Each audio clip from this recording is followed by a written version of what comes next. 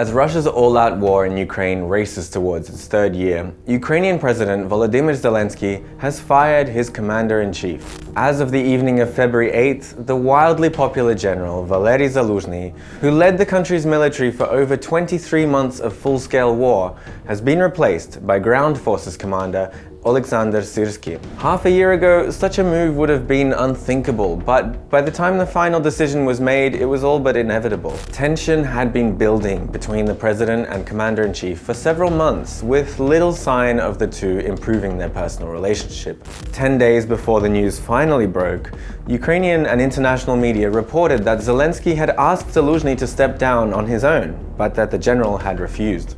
The reports came as a shock for many people observing Ukraine from abroad, many of whom had fond memories from 2022 of the iconic pair of Zelensky and Zaluzhnyi as the joint face of Ukraine's resistance to the full-scale invasion. Some commentators even attacked journalists for their use of unnamed sources and claimed that it was all a Russian disinformation campaign. But despite firm denials from both the president's office and the defense ministry, the damage was done and the ball was rolling. Zelensky all but confirmed his intent to dismiss Zaluzhnyi in an interview to Italian television on February the 4th, saying that the military leadership needed reshuffling as a whole. When the final announcement was made, Ukrainian society was quick to react, with soldiers and civilians all chiming in on the issue. So, how did we get here, and what does it mean for Ukraine and the war? I'm Farrell, a reporter at the Kyiv Independent, here with everything you need to know about this developing story. To keep yourself in the know about events in Ukraine beyond surface-level news,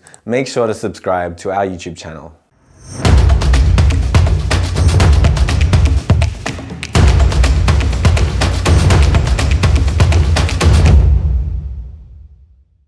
Let's go back to the beginning of Russia's full-scale invasion, to be precise.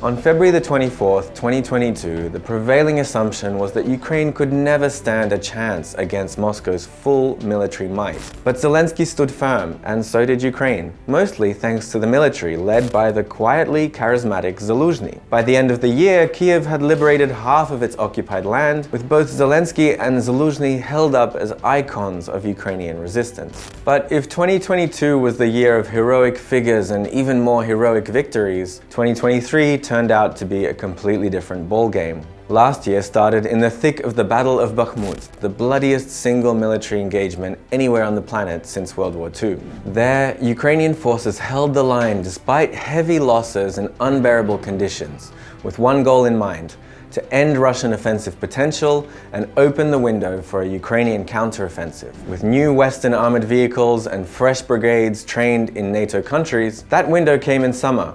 But things didn't go to plan.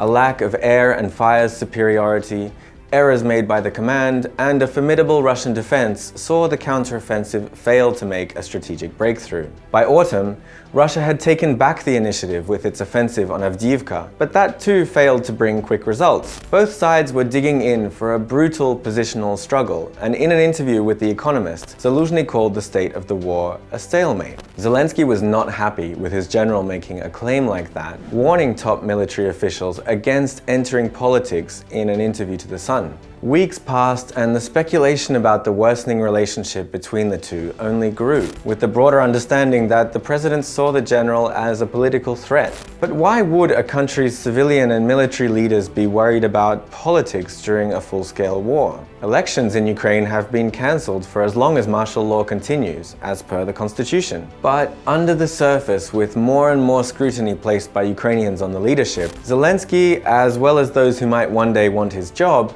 are keeping approval ratings in the corner of their eye. Including the general for the first time, one opinion poll published in December showed Zaluzhny's approval rating to be at 88% compared to Zelensky's 62%, which was already on a declining trend. So with much of the country divided, is it at all possible to find any right or wrong in this situation? On paper, it's all very simple. The president is within his rights as per the constitution to appoint and dismiss the commander-in-chief. But when at war, and when the people at the top of the military can have such an impact on the fate of the country, It's important to understand the real reason. As Commander-in-Chief, Zaluzhnyi is, in theory, responsible for Ukraine's overall success or failure on the battlefield. But the reality is more complicated. Key strategic decisions are made by Ukraine's so-called Stavka, a regular meeting of the General Staff, together with Zelensky and other top security officials. Meanwhile, many of the problems on the tactical and organizational level lie with Ukraine's many brigade and battalion commanders. That leaves the question of political ambition.